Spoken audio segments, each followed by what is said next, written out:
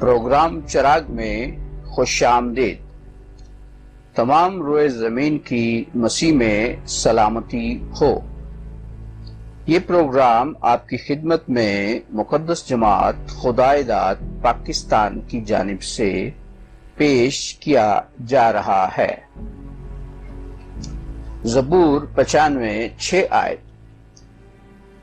آؤ ہم جھکیں اور سجدہ کریں اور اپنے خالق خداوند کے حضور گھٹنے ٹیکیں۔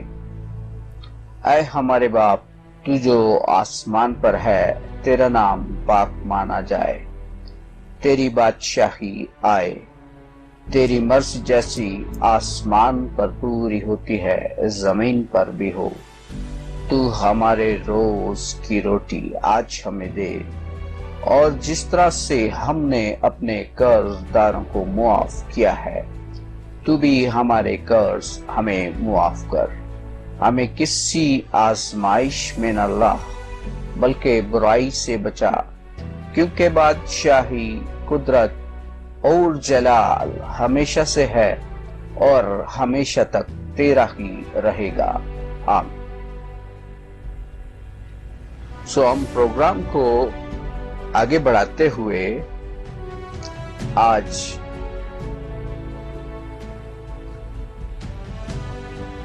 دیکھیں گے، تو اپنے منہ کے پسینے کی روٹی کھائے گا جب تک کہ زمین میں تو پھر لوٹ نہ جائے، اس لیے کہ تو اس سے نکالا گیا ہے،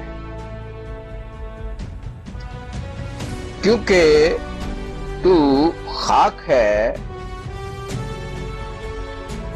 اور خاک میں پھر لوٹ جائے گا۔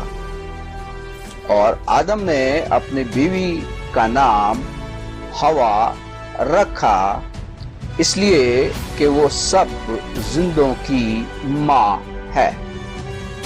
اور خداوند خدا نے آدم اور اس کی بیوی کے واسطے چمڑے کے کرتے بنا کر ان کو پہنائے۔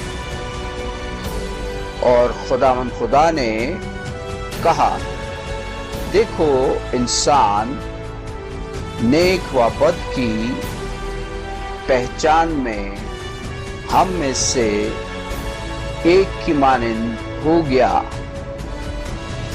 اب کہیں ایسا نہ ہو کہ وہ اپنا ہاتھ بڑھائے اور حیات کے درخت سے بھی کچھ لے کر کھائے اور ہمیشہ جیتا رہے۔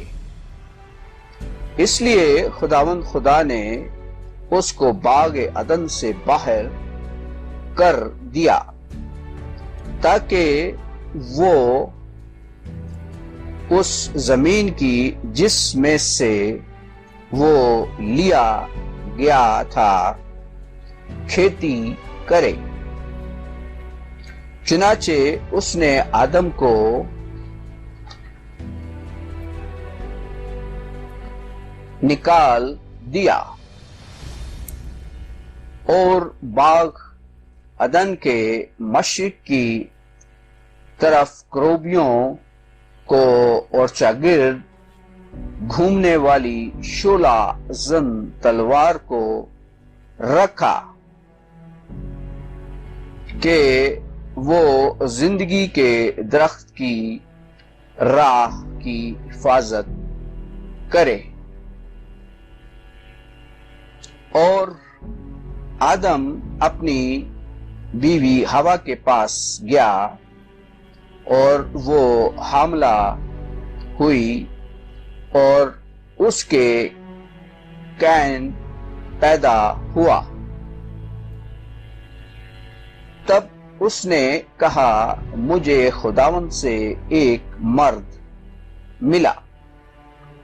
پھر قائن کا بھائی ہابل پیدا ہوا और हाबल भेड़ बकरियों का चरवाहा और काइन किसान था।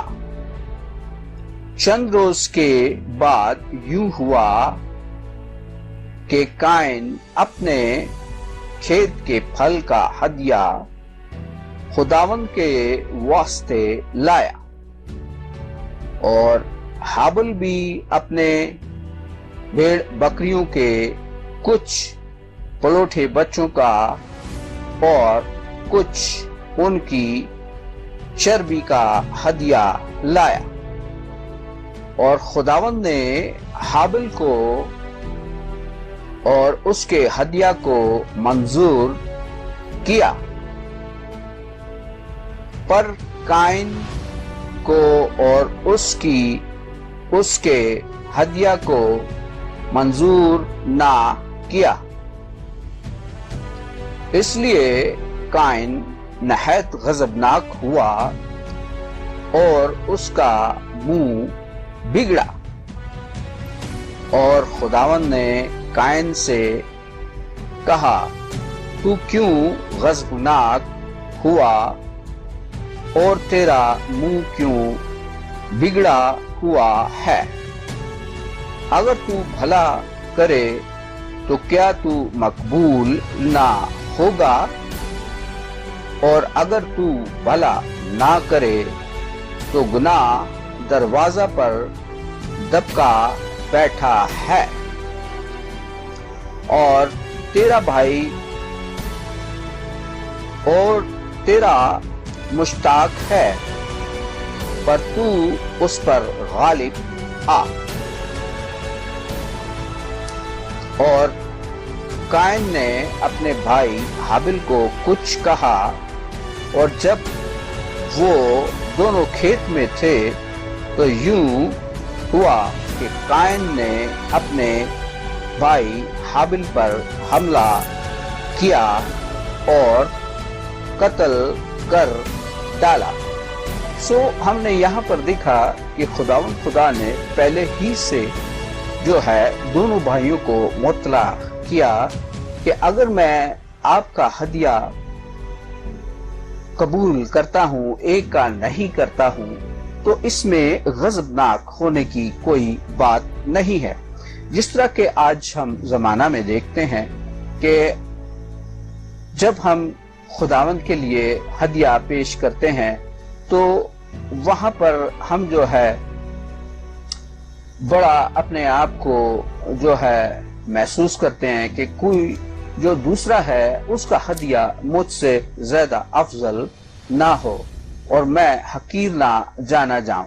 सो खुदा ने इस हदिये को लेने से पहले ही जो है फैसला किया और उन्हें बताया कि आप जो है, अगर मैं आपका हदिया हाबिल का हदिया जो है वो कबूल कर लेता हूं और कायन का नहीं कबूल करता हूं, तो इसमें गुस्सा करने की बात नहीं है। सो आज जो है हमने इस जमाना में भी इस कहानी के वसीला से खुदावंद में आगे बढ़ना है और तमाम उस शरीयत को जो है पूरा करना है जहां पर लिखा गया है कि खून ना कर।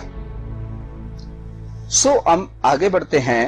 तब खुदावंद ने कायन से कहा कि तेरा भाई हाबिल कहाँ है? उसने कहा, मुझे मालूम नहीं, क्या मैं अपने भाई का मुहाफिज हूं? फिर उसने कहा कि तूने ये क्या किया? आइए हम मत्ती 15 बाब 7 से 9 आयत में देखते हैं।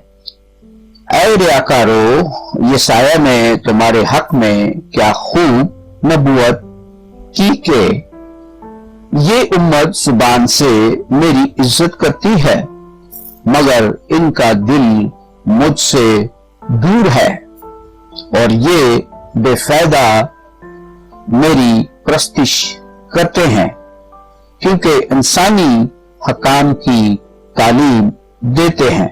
सो आज हमने देखना है कि हमें साफ साफ फर्क नजर आएगा कि इंसानी हकाम की तालीम जहां से आपको मिलती है, आप खुद देखेंगे, आप फर्क महसूस करेंगे।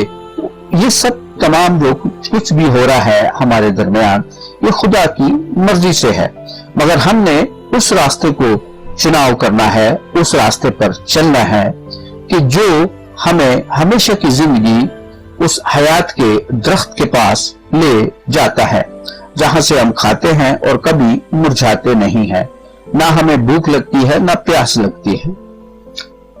लूका 7 बाब 23 आयत, और मुबारक है वो जो मेरे सबब से ठोकर ना खाए। ये बात जो है, ये कलाम जो है, ये खुदा का बेटा हमसे करता है अपने मुतालिक कि जो कोई मुझ पर ईमान लाएगा वो हलाक ना होगा बल्कि हमेशा की जिंदगी पाएगा।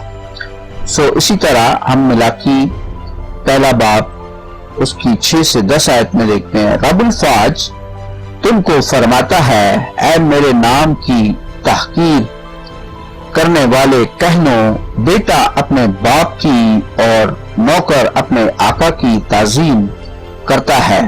बस अगर मैं बाप हूं तो मेरी इज्जत कहाँ है, और अगर आका हूं तो मेरा खौफ कहाँ है। पर तुम कहते हो, हमने किस बात में तेरे नाम की तहकीर की है। हमने इस मैसेज को खुद जो है समझना है, जानना है कि हमने किस बात में जो है वो जिंदा खुदा की जो नूर है, जिसके वसीला से ये सब चीजें मौजूद हुई हैं, हमने खुद फैसला करना है इस मुकद्दस किताब में और मुकद्दस किताब के मुतालिया से, ताकि जो है हम जो है वो नूर के फर्जंद कहलाएं।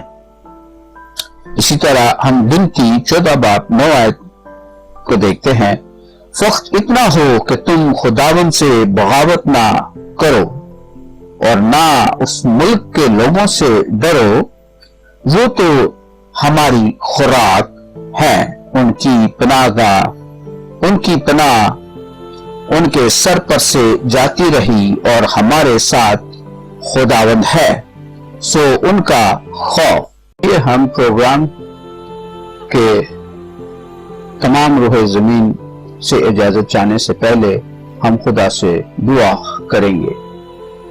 ऐ हमारे बाप, तू जो आसमान पर है, तेरा नाम पाक माना जाए, तेरी बादशाही आए, तेरी मर्जी जैसी आसमान पर पूरी होती है जमीन पर भी हो। तो हमारे रोज की रोटी आज हमें दे, और जिस तरह से हमने अपने कर्जदारों को मुआफ किया है, तू भी हमारे कर्ज हमें मुआफ कर।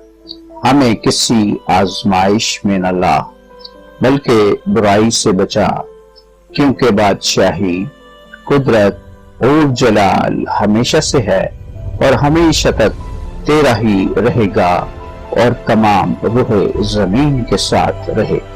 ये सब कुछ मांगते हैं तेरे प्यारे बेटे अपने खुदावंद यीशु मसीह, खुदा बाप, खुदा बेटे, खुदा रूहुल कुदस के नाम से, आमीन। अगर तुम आदमियों के कसूर मुआफ करोगे तो तुम्हारा आसमानी बाप तुम्हारे कसूर मुआफ करेगा। आमीन।